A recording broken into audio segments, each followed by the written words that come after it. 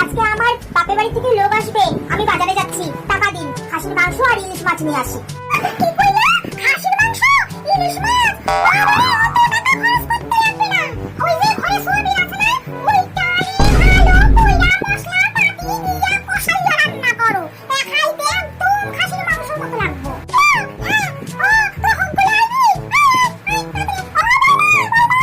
হ্যাঁ মা, বলুন।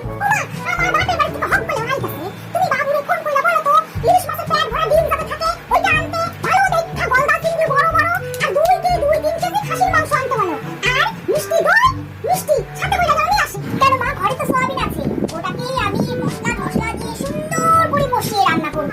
এগুলো আনতে গেলে না অনেক টাকা নষ্ট হবে, আমার তো বেশি খরচা করা পছন্দ না। তুমি